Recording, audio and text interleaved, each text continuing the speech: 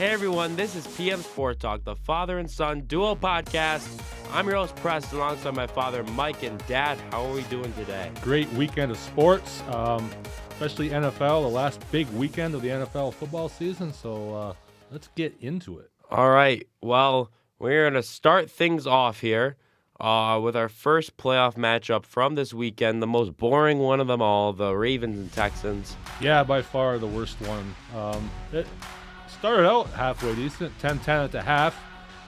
Texans had an exciting kickoff return, or a punt return. Was it a punt return? Yeah, the punt return. Looked like, going into halftime, that man, we might have a real good game on our hands. Second half, nail biter.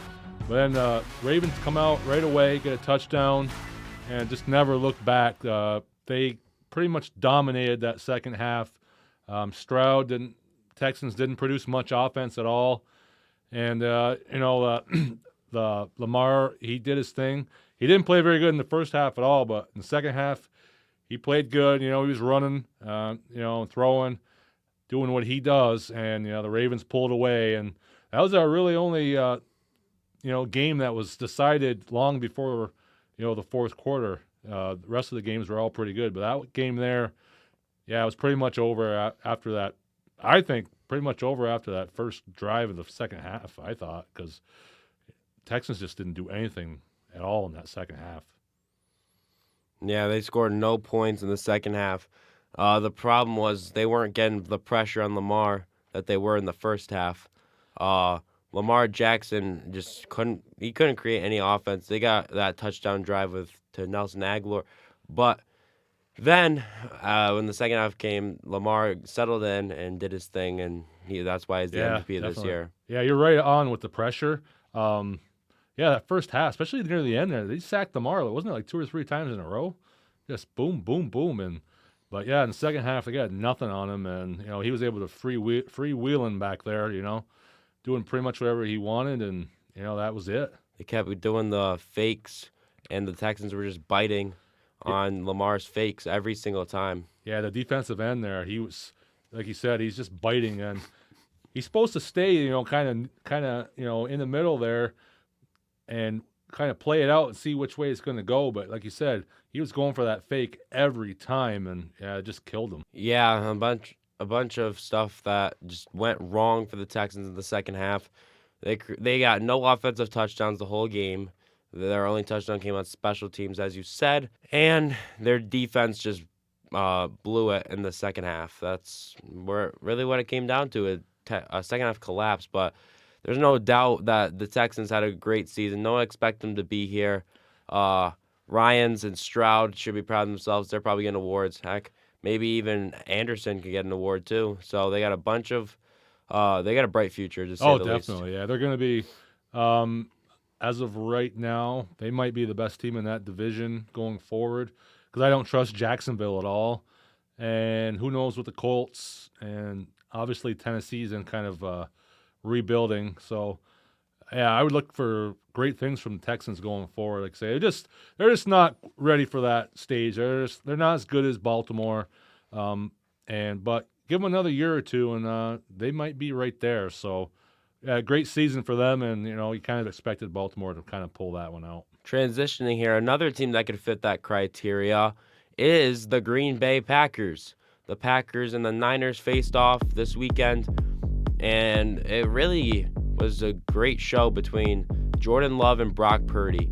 It came down to pretty much the kick and Jordan Love making a terrible throw at the end, but there's no doubt that this Green Bay Packers team will be back, and I could see Jordan Love playing for a Super Bowl very, very soon. Yeah, he really came on. He was phenomenal late in the year. They went on a run there to get into the playoffs, and after they demolished Dallas last week, you're like, oh man, can they do it again against another great team in San Francisco? And I had my doubts. I knew they would keep it. I thought they would kind of keep it close, and then San Francisco would pull away. But that wasn't the case. Green Bay was the better team throughout that whole game. They should have been up by a lot more than they were. And Jordan Love just down the stretch did not play well. The last, 10 minutes of that game, I don't know if it was the defense from San Francisco or if it was just him, getting a little tight. He's his first time doing this, first year as a starter, and a lot of pressure there. And he kind of melted under the pressure there at the end. But he's got nothing to be ashamed of the way that he played.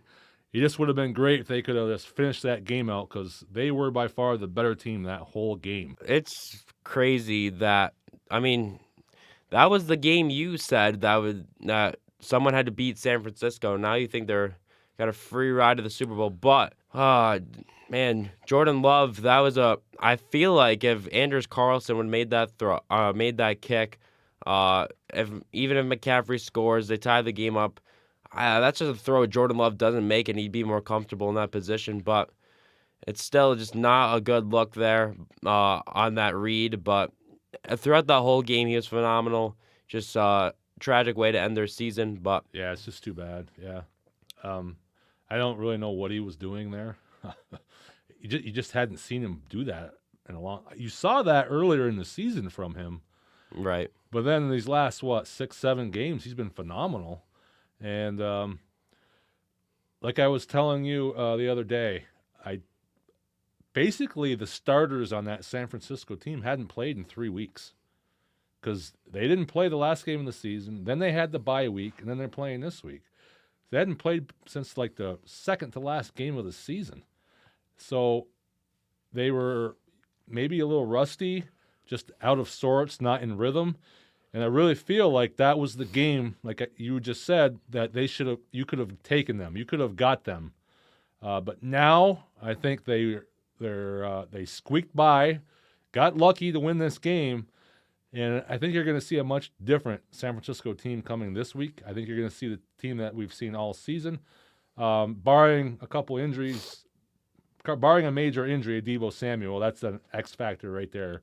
We're not sure on that, but I would expect the rest of the team to play much better than they did this past week. Let's go on here with their opponent next week in the NFC Championship game.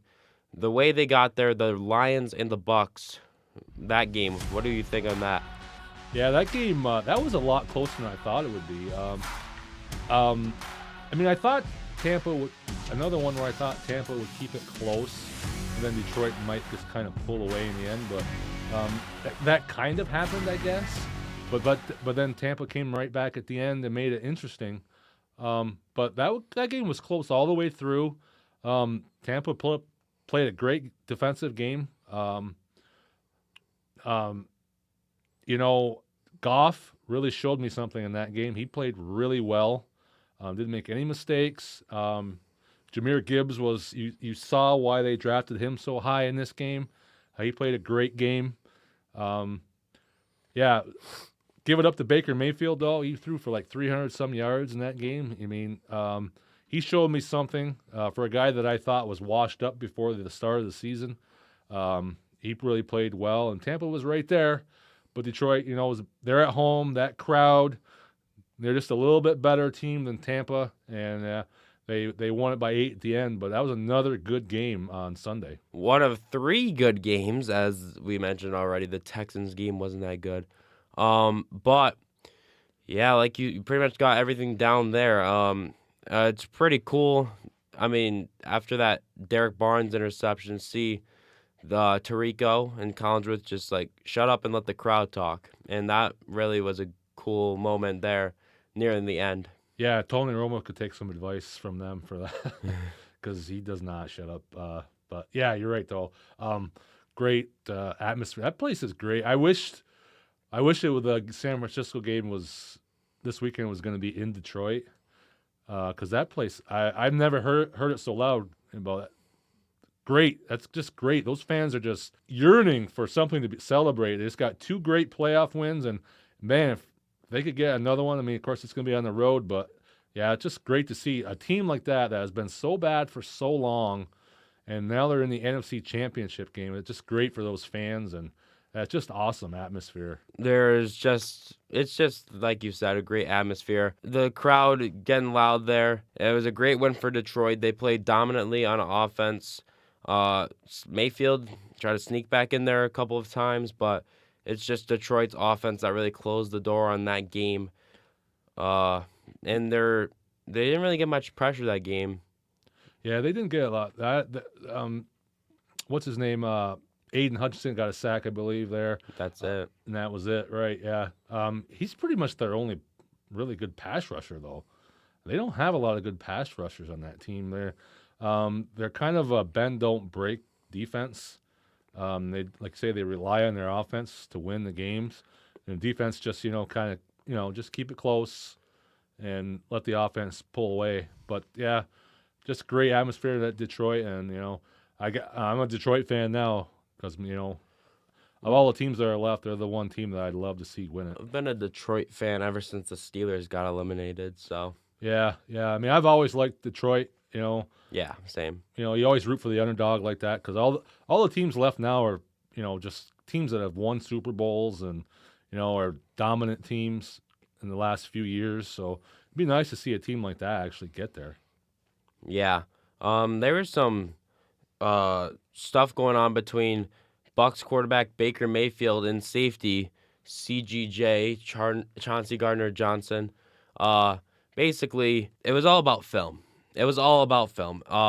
Chauncey Gardner-Johnson was like saying he watches the film, and Baker shot back at him by saying, he mentioned Russell Gage, who hasn't taken a snap all season long. So I don't know if he watches film enough like that. But then in that game, CGJ got the interception off a tip pass, and then he wouldn't shut up about it and letting Baker Mayfield know about it. I watch film, but I don't know. There's been stuff talked about that, but I just feel like you can't brag about making a read if you catch a tip pass. Yeah, it's kind of this petty stuff right there. That's one guy that man, that's the only guy in Detroit that makes me about them. But every thing of it is every team has guys like that. Yeah. I mean, there's always a couple guys, but it's just football. I think it's just the competitive nature in these guys that they're like that, and it's just the way it is. I mean, but yeah, I know what you're saying there, but he got the interception, so I guess he can brag now. But all Mayfield is. Mayfield's one of those guys that if they play again, he'll do something to get back at him. And our final game from the weekend is the Bills and the Chiefs. Yeah, the game of the week. We all knew it was going to be Chiefs Bills once again in the divisional playoff. We knew it was going to be close, and we knew it was going to be a great game, and it lived up to it. Just a phenomenal game. Didn't turn out the way our Western New York neighbors wanted to, but still a great game. And I don't know what more you can say about Patrick Mahomes. I mean, this guy just wins all the time. Buffalo had a lot of injuries, so that's part of it. I mean, but Patrick Mahomes, he just finds a way to win games. And even when you think his team isn't as good as the other team, he's just so much better than any other quarterback in this league that he just wills his team. I mean, he just makes these plays, and just another great victory for Kansas City. And it's just too bad for Bills one more time that they have this defeat to this team. And they're back with the Snowballs. Oh, yes, the Snowballs were flying. After the game. Yeah, they're throwing snowballs at Patrick Mahomes in his interview and stuff. Yeah, but, just the beginning of that game, Buffalo was kind of the better team in the first half. And then once that second half came, Kansas City, their defense shut down the run quite a bit on Buffalo. And, Buffalo scored 7 points in the second half, and that was it. And that's the difference with this team from teams in the past with Mahomes. Their defense is really good, much better, I think, than the past teams that he's had there. So they're winning a little bit different. He's not, even though he's making big plays, he's not having to make. He's not having to throw for 400 yards and all that, because he only threw for 200 yards in this game. But it's the timely plays that he makes. It's the run that he makes to get the first down. It's that throw where he looks like he's going to get sacked, and he just darts through the middle and makes that unbelievable throw for a first down that he does. And it's just he's like a wizard out there. I mean, Josh Allen has some of that in him, but he's not Mahomes. It's just amazing what that guy does, and I would not be shocked at all to see them in the Super Bowl again. We're all sick of the Chiefs, but I would not be shocked if they're there again. Yeah, I mean, this is a much better defense, though, we've seen from the past, too, from the Chiefs. You know, those years where Mahomes made the Super Bowl, all they really had was that guy, Chris Jones. And they've done great things to upgrade that secondary. You know, picked up L'Jarius Sneed, pick up Trent McDuffie, all those guys. You pick up George Karlaftis, who was big in this game.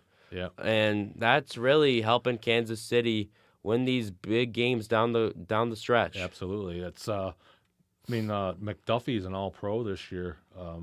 And Sneed, I don't know if he is, but he probably should be. His first touchdown was allowed in this game against first Shakir. touchdown all season he allowed. Yeah. And it was, it took a pretty good play from Shakir to get it. So Right. And a very excellent throw from Allen. Mm-hmm. Took a great play from the receiver and the quarterback to finally get a touchdown on this guy. He's played, 18, 19 games, and just as loud his first touchdown. It's phenomenal how good their defense is. Mm. But, the story of this game was, coming down the stretch, Buffalo got the ball with 8 minutes to go. They're down by 3. You could see what they were trying to do. They want to score a touchdown, but they're trying to milk the clock at the same time because they know if we score a touchdown too soon, or if we kick a field goal to tie it up too soon, that other guy on the other side is going to come down and beat us. So they were trying to, and they almost pulled it off. But what they did is they came out with that 2-minute warning. They're on the 26-yard line of Kansas City. Right. And it's the 2nd and 9. And instead of trying to get the first down and milk the clock some more, they immediately took a shot to the end zone, incomplete. And then Josh Allen rolls right, takes another shot, has to throw it out of bounds because nobody's open. So they did two things there. And so they had to settle for a 45-yard field goal in those conditions. They messed up. They should have run the ball there, threw a short pass. Even if they didn't get the first down, it would have ran the clock, would have took timeouts away from Kansas City because they would have to call timeouts. And if they get the first down, they can pretty much run the clock out.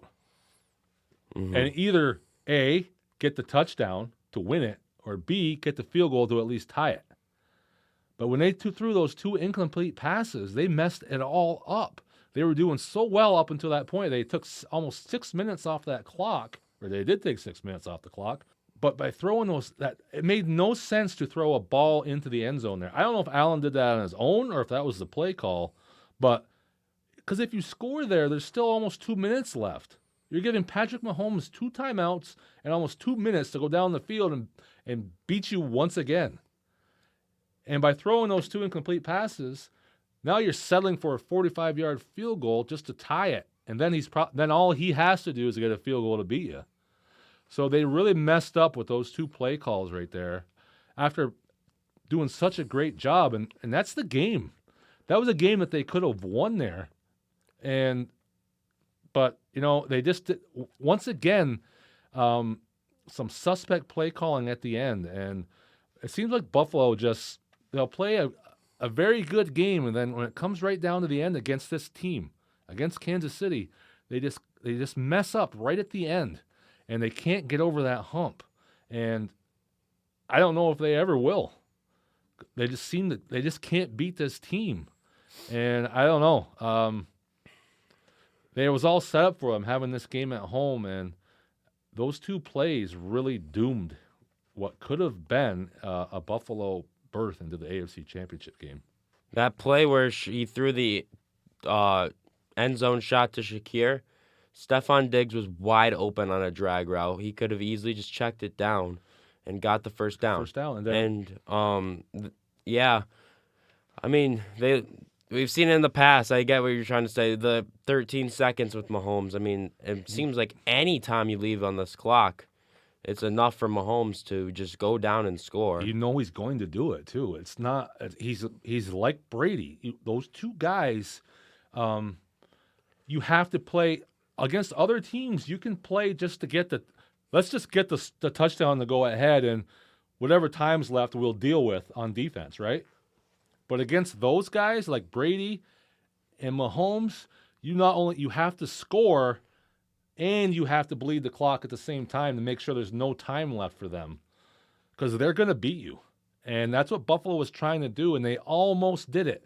But those two plays, I mean, everybody's been talking about it all week on talk radio, all over the place, and they were so close, and they just didn't quite get there. And it's too bad for that fan base, and it makes you wonder. I mean, are they ever going to be able to beat this team? I mean, I think eventually they're going to beat them at some point. But They have to, right? I mean, but another point that I heard this week, I didn't know. I don't follow the Bills cap situation, but apparently Josh Allen, this is the last year of his contract where he's not paid a ton of money. It goes up to like $50 million on the cap. So that's going to like strain them on getting other talent in there. Like these years were the years for this team to really go for it. I'm not saying they can't. But it makes it more difficult because now you're paying him all that money on the cap, and it's going to make it harder. You see that a lot with teams. They win early with their quarterback, and then once that quarterback gets on this huge salary, and it's harder to get other talent in there because you don't have as much room on that salary cap. But I just know as a Bills fan, this one had to really hurt because you were right there and you almost did it. But once again, Mahomes and that team, they just find a way.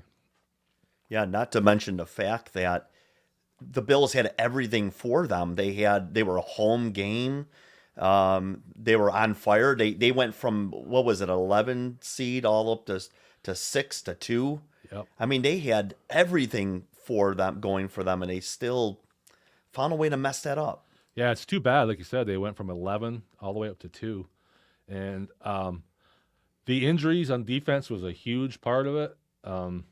They lost a lot of guys in the game. They lost guys in the game against Pittsburgh, and I think they lost some more guys in this game. But even with those injuries, they still had it right there at the end, and they just couldn't quite get there. And until they get over that hump and beat Kansas City, it's just not going to happen for them. And even last year, they lost to Cincinnati, but that was a whole different thing. There's a lot of other things going on. They're snake bitten. I just don't know. It just seems like they just can't quite get there. You got to think eventually they will with a quarterback that's that good, but I don't know. You just never know. That's the thing with the NFL. Dan Marino, one of the best quarterbacks ever to play this game, he went to the Super Bowl his rookie year and then never went back again. He just never got there. And he had great seasons all the way through his career and just could never get back to the Super Bowl. So it's no given that even with a great quarterback like Josh Allen that you're going to get there. So when you have these opportunities like this, you got to make the most of them, and that's got to really sting. And it's just too bad. As much as Bills beat the Steelers, and I didn't really want them to win. You kind of feel bad for that fan base. They just trying to get back to another Super Bowl and maybe win one. But just wasn't in the cards. No, it wasn't. You can see you mentioned how it must have stung. You could literally see it. They were showing the Bills fans that were at that game. They were in tears. Yeah, it was. I mean, it's just I bet you all of them are wondering, when in the world are we going to beat this team?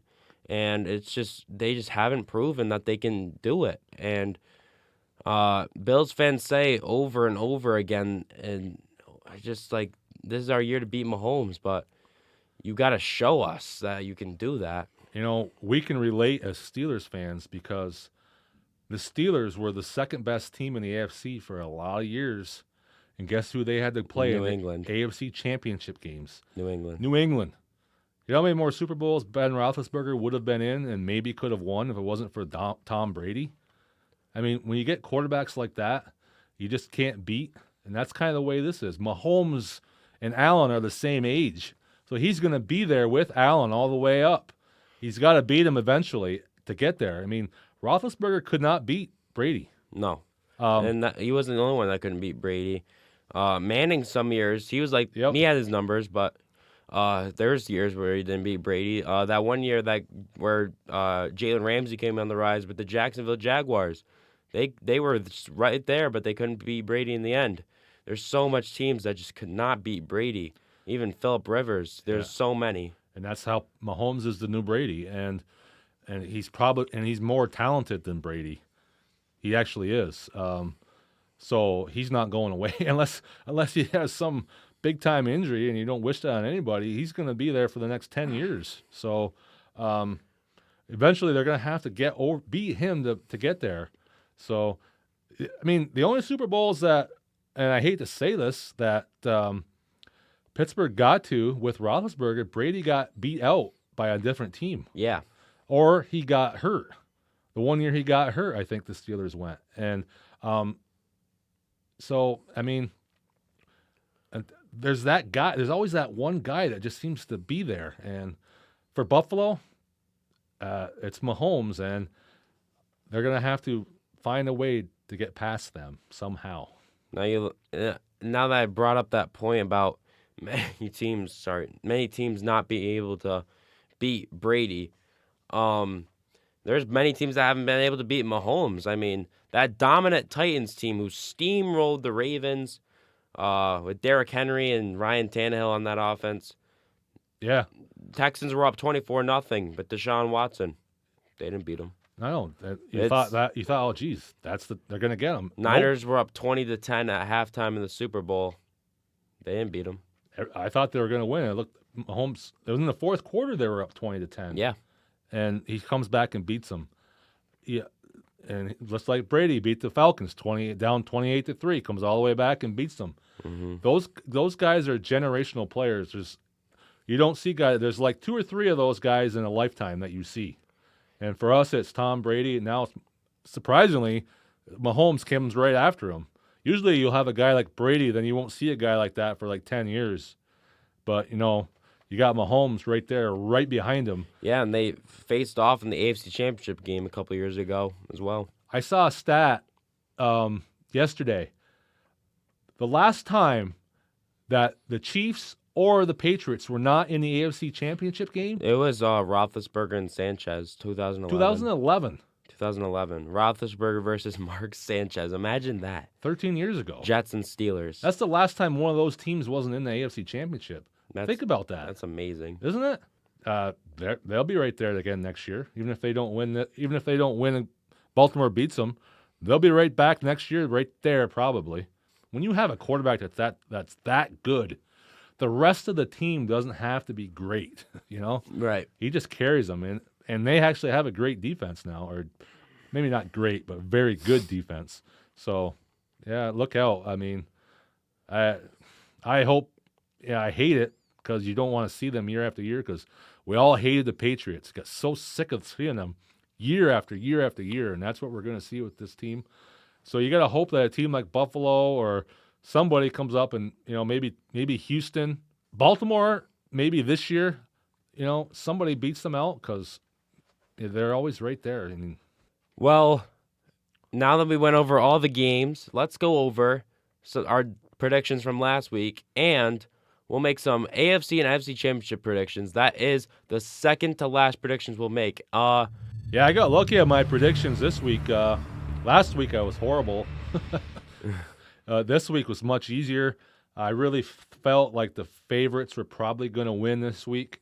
Not by a lot, but I figured they would eke out victories. And the only one that I thought was a little suspect, that was kind of in doubt, was the Green Bay San Francisco. And I should have lost that one because Green Bay should have won that game. But the other games, I did pretty well.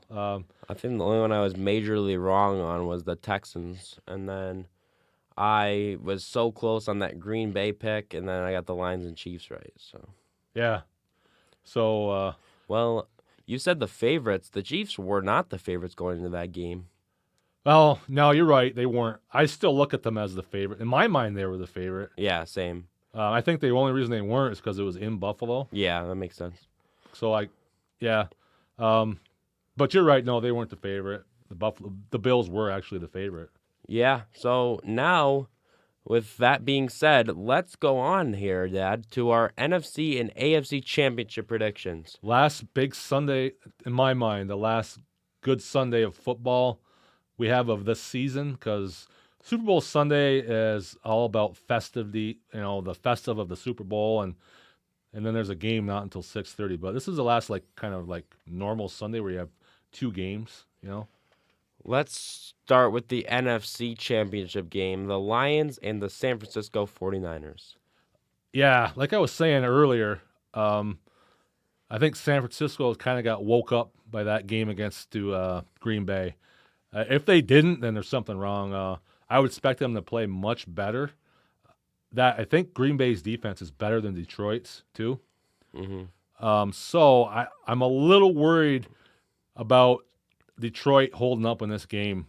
I'm worried that San Francisco is going to run the ball down their throat with McCaffrey. I'm just a little worried about that. I could be wrong. I can see Detroit scoring on San Francisco's defense, though, so I would expect them to keep it close for a while at least.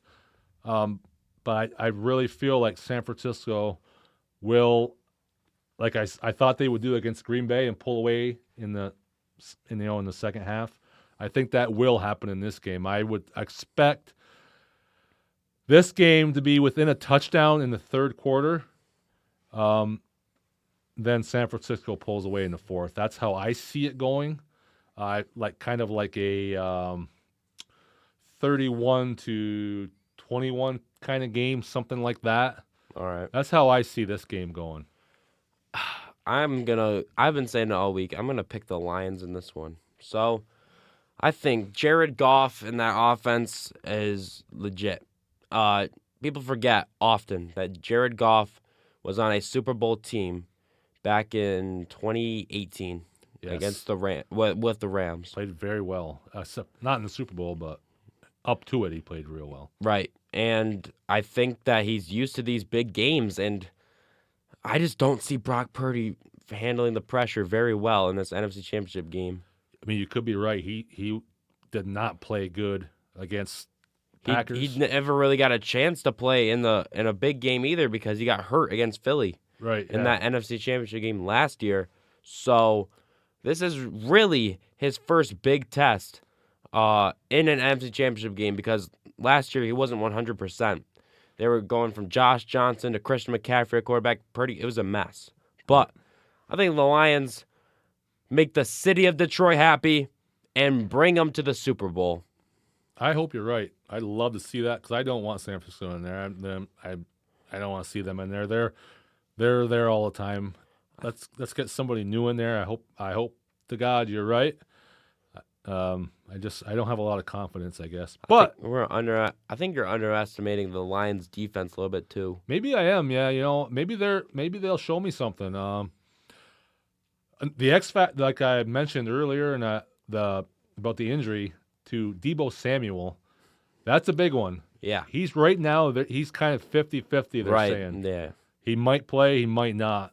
And even if he does play, how well is he going to play? Right, because he won't be 100%. Because he plays a real physical kind of game.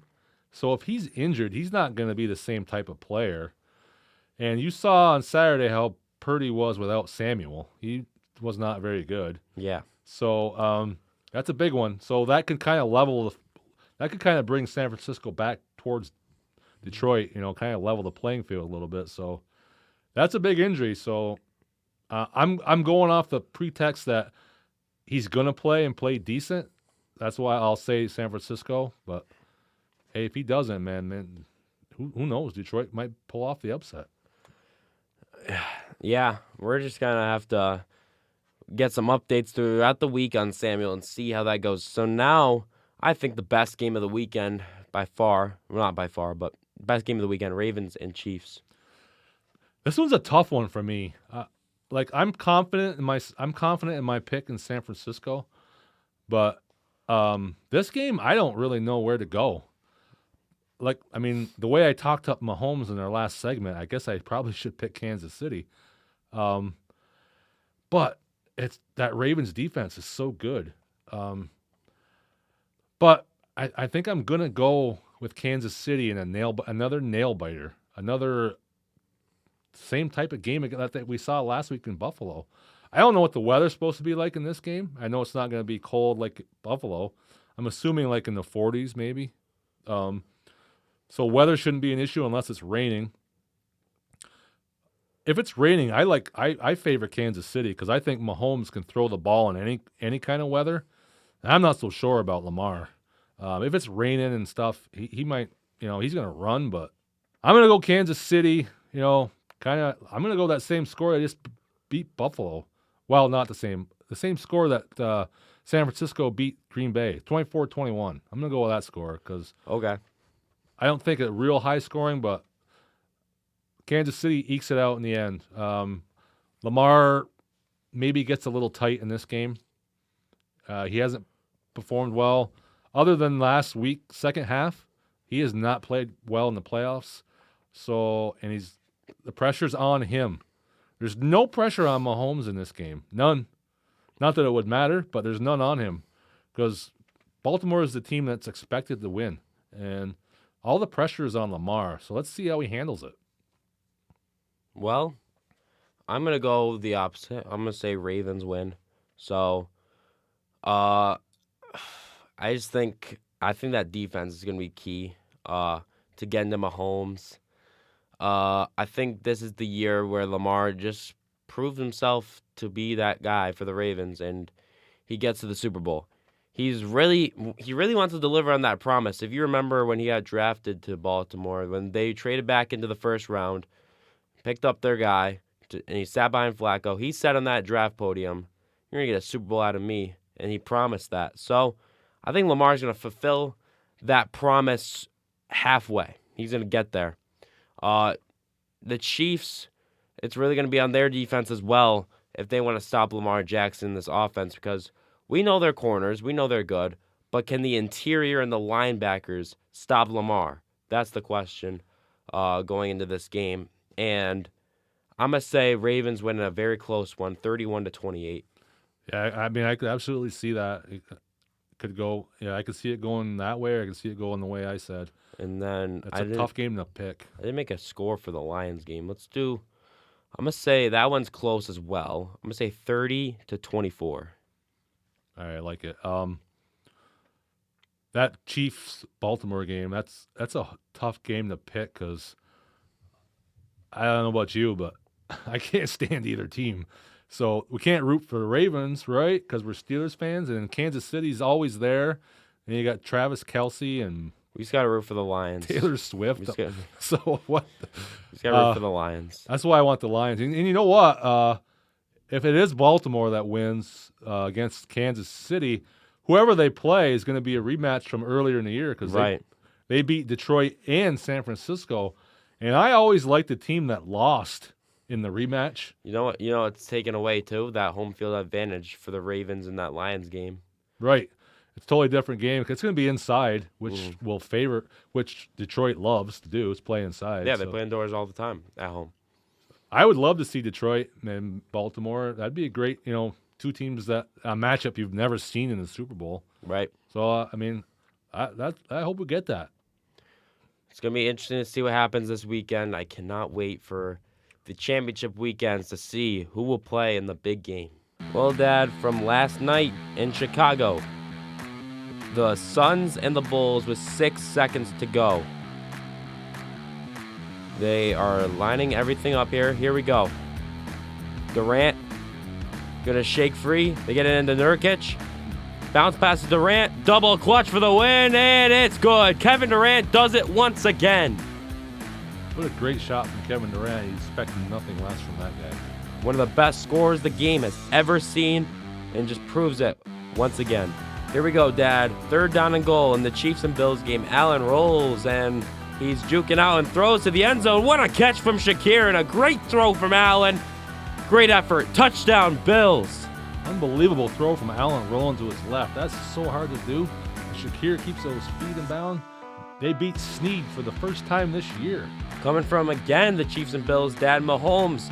Looking, throwing, wide open, touchdown, Chiefs, Travis Kelce. How did he get so wide open there?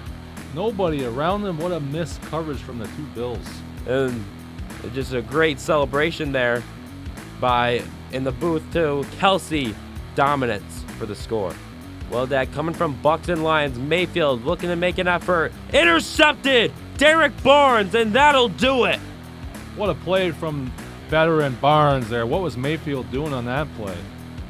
Mayfield just, Otten wasn't open at all. No, that's just a bad read from Mayfield. Great play by Barnes. Again from Detroit and Buccaneers, Dad. Here comes Jahmyr Gibbs. He's got a wide open gap. A stiff arms his way into the end zone. Touchdown, Detroit. Wow, look at the speed from Gibbs. You see why they made him a first-round draft pick. Coming from the Niners and Packers, Dad. It's a toss to McCaffrey. McCaffrey makes a juke. He gets away from the defense. No one's going to get him. Touchdown, San Francisco. What a blend of speed and power. He has been so good this year. Final play of Plays of the Week, Dad. Here comes the punt to the Texans. Steven Sims, the dangerous return man, will try to return this one. He gets through, and he gets past the punter. It doesn't look like anyone's going to get him. No one will. Touchdown, Texans. What a play. Just called up from the practice squad from Steven Sims. Split the defense with that speed. Well, Dad, that will do it for today's podcast. And it is our final podcast before, or wait, is there 2 weeks left before the Super Bowl after this week? Oh, there's a week in between. Right. Yeah. So this is our second to last. We have a whole weekend without football before the Super Bowl. This is our second to last podcast before the big game, the Super Bowl. And that will do it for today's podcast. Everyone, I am Preston, and my father Mike joining me.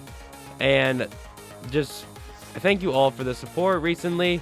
And we are just so excited to keep doing this podcast weekly. Subscribe to us on YouTube, PM Sport Talk. And that will do it for today's podcast. Goodbye. Hey, if you like what you see, you can subscribe down below. And you can listen to our podcast at any time. And also, if you want to reach out to us, you can reach us at pmsporttalk@gmail.com. Also coming soon is a website.